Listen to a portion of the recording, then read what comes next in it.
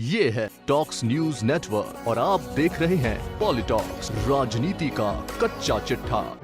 Presented by Patanjali research एवं evidence based Ayurvedic औषधियाँ। राष्ट्रीय लोकतांत्रिक पार्टी के संयोजक व नागौर सांसद हनुमान बेनीवाल शनिवार को नागौर जिले की मकराना तहसील के देवरी गांव में देव नारायण भगवान के मंदिर के प्राण प्रतिष्ठा कार्यक्रम में शामिल हुए। इस मौके पर सांसद बेनीवाल ने कहा कि और वीर तेजाजी महाराज जैसे लोक देवताओं का जीवन हमारे लिए आदर्श है। वही सांसद ने राजनीतिक मुद्दों पर बोलते हुए कहा कि गुर्जरों को जब मुख्यमंत्री बनाने की बात आई तब राष्ट्रीय लोकतांत्रिक पार्टी बिना शर्त सचिन पायलट के साथ खड़ी थी। मैं गुर्जर समाज को एक ही संदेश देना चाहूंगा कि गुर्जरों का मुख्यमंत्री बनने का 2 बार नंबर आया। मेरे पास 3 विधायक थे। मैंने ये कहा कि अगर सचिन पायलट को सीएम बनाते हो तो राष्ट्रीय लोकतांत्रिक पार्टी कांग्रेस को समझ देती है। ये मेरा पहला बयान है। दूसरी बात, जब गहलोत की सरकार गिर रही थी उस समय सरकार गिरने के लिए बीजेपी के विधायकों के साथ अगर खड़ा हुआ कोई था तो राष्ट्रीय लोकतांत्रिक पार्टी के 3 विधायक नेतृत्व करते।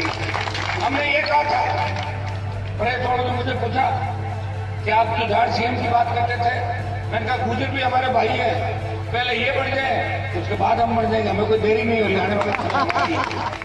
इसके साथ ही अपने छात्र जीवन के संघर्ष का उल्लेख करते हुए सांसद बेनीवाल ने कहा कि हमेशा किसान वर्ग के पुत्रों के हक के लिए उन्होंने संघर्ष किया।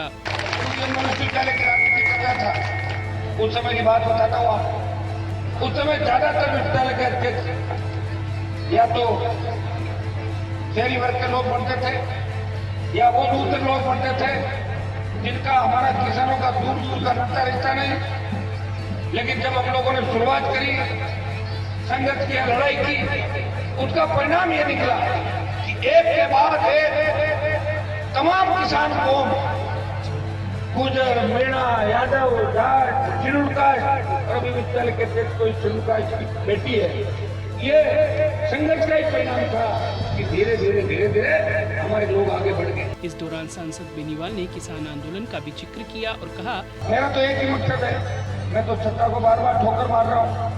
यहाँ 3-4 बार ठोकर मारी, दिल्ली में भी।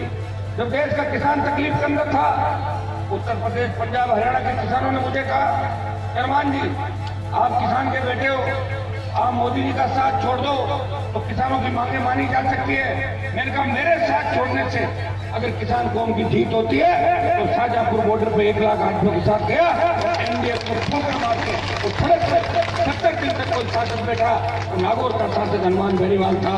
आज हरियाणा, यूपी, पंजाब के अंदर भी जब किसान बात करते हैं, एक बात जरूर करते हैं, या तो अकालियों ने सत्ता छोड़ी थी या राष्ट्रीय लोकतांत्रिक पार्टी जो देश का सबसे नया दल है वो किसान के बेटों ने बनाया, उनके संघर्ष और किसानों का आशीर्वाद से।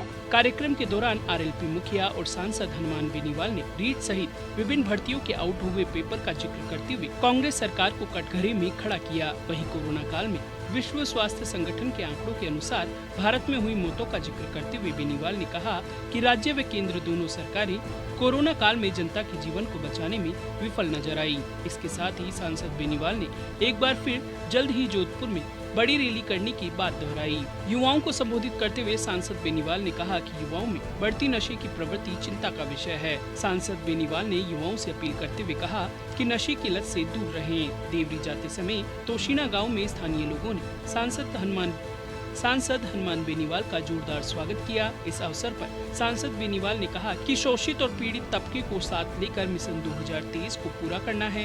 बेनीवाल ने पेट्रोल डीजल की बढ़ती कीमतों और महंगाई पर गहरी चिंता व्यक्त की। वहीं नागौर जिले की सभी विधानसभा सीटों पर आरएलपी का विधायक बनाने का आह्वान किया। इसके साथ ही सांसद बेनीवाल ने कहा कि बिजली कटौती, पानी की किल्लत होने के बावजूद सत्ता पक्ष के सभी नेता चुप बैठे हैं। पॉलिटॉक्स ब्यूरो, जयपुर। ये है टॉक्स न्यूज नेटवर्क और आप देख रहे हैं पॉलिटॉक्स, राजनीति का कच्चा चिट्ठा।